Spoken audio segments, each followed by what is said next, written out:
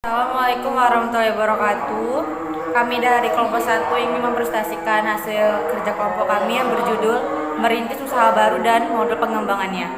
Saya di sini sebagai moderator, Rani Ramadhani Nasution. Saya Siti Natasha Albadia. Nama saya Nur Atifah. Saya Ayunda Sopadewa Purba. Sebagai seorang pemilik dan pengelola usaha atau pengelola usaha kecil wirausaha, bisa memilih dan melakukan 3 cara yang dapat dilakukan oleh seseorang apabila ingin memulai usaha atau memasuki dunia usaha, yaitu 1. Merintis usaha baru atau starting, 2. Membeli perusahaan orang lain atau buying, 3. Kerjasama manajemen atau franchising. 1. Merintis usaha atau starting. Untuk memasuki dunia bisnis diperlukan jiwa wirausaha. Cara pertama untuk memasuki dunia bisnis adalah dengan memulai bisnis baru. Metode ini diwujudkan dalam pembentukan dan penciptaan perusahaan baru menggunakan modal, ide, organisasi, dan manajemen. 1. Hasil survei Pagel-Liebing atau dalam modul merintis usaha baru dan model pengembangan, yaitu 1. Ide bisnisnya 43% bersumber dari pengalaman di tempat kerja, 2. 11% untuk memenuhi peluang pasar, 3. 46% karena hobi.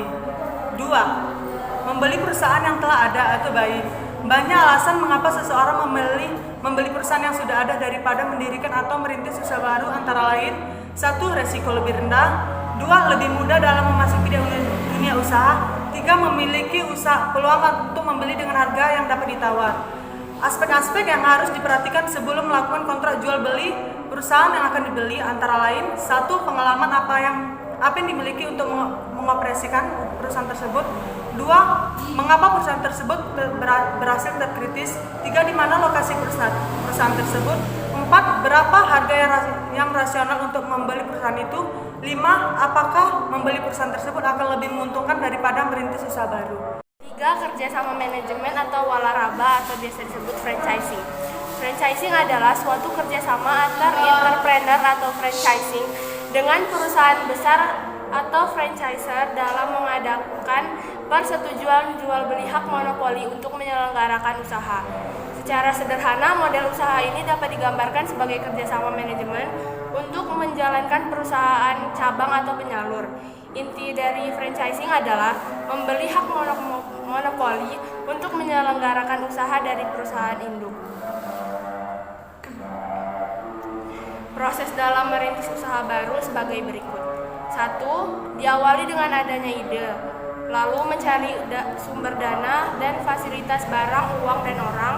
Kemudian sumber dana bisa berasal dari badan keuangan atau bank, berupa kredit atau orang yang bersedia sebagai penyandang dana. Lalu objek bisnis memiliki pasar, dan yang terakhir memperhatikan peluang pasar sebelum produk diciptakan. Beberapa hal yang harus diperhatikan dalam merintis usaha baru yaitu A. Bidang dan jenis usaha yang dimasuki, B. Bentuk usaha dan kepemilikan yang akan dipilih, C. Tempat usaha yang akan dipilih, D. Jaminan usaha yang mungkin diperoleh, dan yang E.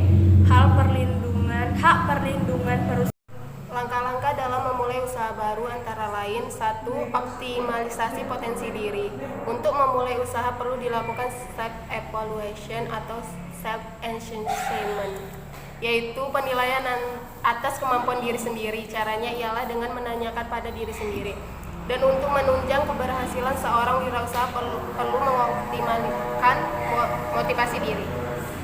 2. Fokus dalam bidang usaha. Yang pertama, fokus berarti memusatkan perhatian pada suatu usaha tertentu yang sudah ditekuninya, yaitu fokus pada produk dan fokus pada biaya rendahnya, efisien dalam pembiayaan. Fokus berarti pula ia menekuni bidang usahanya sampai ia dikenal oleh pelanggan sebagai satu-satunya yang terbaik di bidang itu. Fokus juga bisa dimaknai bahwa memulai berwirausaha berawal dari hal-hal yang kecil dan terfokus berdasarkan sumber daya yang dimilikinya. 3. Berani memulai. Untuk memulai berusaha harus ada peluang, potensi diri, motivasi yang tinggi, dan keberanian dalam memulai. Usaha kecil dan model pengembangannya. 1. Makna usaha kecil.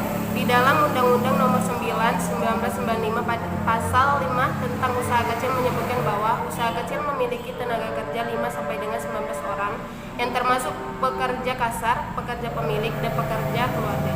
Perusahaan yang memiliki tenaga kerja kurang dari 5 orang diklasifikasikan sebagai industri rumah tangga. Memiliki kekayaan bersih paling banyak Rp 200 juta, tidak termasuk tanah dan tempat usaha, atau memiliki hasil penjualan tahunan paling banyak Rp 1 juta ke 1 miliar.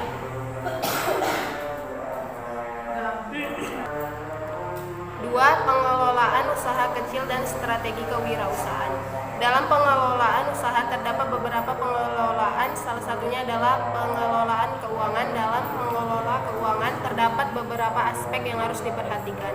Yang pertama, sumber dana, yang kedua, rencana dan penggunaan dana, yang ketiga, pengawasan atau pengendalian keuangan. Kemudian sumber-sumber keuangan perusahaan. Dana yang berasal dari perusahaan atau pembelanjaan internal, penggunaan dana perusahaan, penggunaan cadangan, penggunaan laba yang tidak dibagi, dana yang berasal dari luar perusahaan atau pembelanjaan eksternal, dana dari pemilik atau penyertaan, dana yang berasal dari pinjaman baik jangka panjang maupun jangka pendek, dana bantuan program pemerintah dari pusat dan daerah, dana dari teman atau keluarga yang menanamkan modalnya, dana ventura atau investasi dana dari perusahaan besar. Teknik dan strategi pengembangan usaha baru. A. Teknik pemasaran. Yang pertama, perancangan pemasaran meliputi beberapa langkah, yaitu menentukan kebutuhan dan keinginan pelanggan atau dengan melakukan riset pasar dan memilih pasar sasaran khusus. Yang kedua, segmentasi pasar adalah menempatkan strategi pemasaran dalam persaingan. Yang ketiga, produk siklus yang dimiliki oleh produk terdiri atas tahapan pengembangan, pengenalan, pertumbuhan, penjualan, kematangan, kejenuhan, dan penurunan. Yang keempat, harga. Terdapat beberapa faktor yang perlu dipertimbangkan dalam menentukan harga. Di antaranya biaya barang dan jasa, permintaan dan penawaran pasar, antisipasi volume pasar, harga pesaing, kondisi keuangan, lokasi usaha, fluktuasi musiman, faktor psikologis pelanggan, bukti kredit dan bentuk kredit, sensitivitas harga pelanggan atau elastisitas permintaan. B. Strategi pengembangan usaha baru. Yang pertama, pengembangan skala ekonomis, yaitu dengan menambah skala produksi, tenaga kerja, teknologi, sistem distribusi, dan tempat usaha. Yang kedua, perluasan cakupan usaha, yaitu dengan menambah jenis usaha baru, produk dan jasa baru yang sedang diproduksi atau diversifikasi, serta teknologi yang berbeda.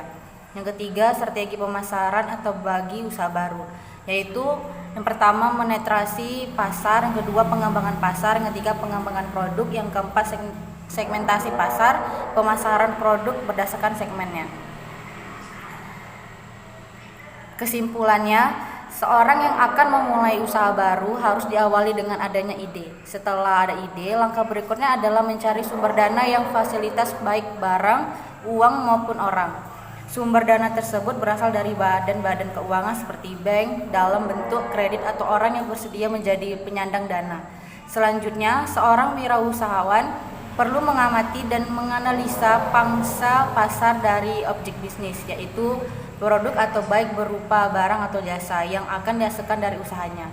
Analisa pasar ini penting agar wirausahawan tidak kesulitan dalam mendistribusikan hasil produksinya, karena barang atau jasa yang dihasilkan memang benar-benar dibutuhkan oleh masyarakat atau komunitas tertentu. Oleh karena itu, mengamati peluang pasar merupakan langkah yang harus dilakukan sebelum produk, barang, atau jasa diciptakan. Apabila peluang pasar untuk produk yang akan dihasilkan ada dan terbuka lebar, maka barang dan jasa akan mudah laku dan segera mendatangkan keuntungan. Baiklah, sekian dari hasil presentasi kami. Apabila ada kesalahan, mohon dimaafkan. Wabillahi taufiq wal hidayah. Wassalamualaikum warahmatullahi wabarakatuh.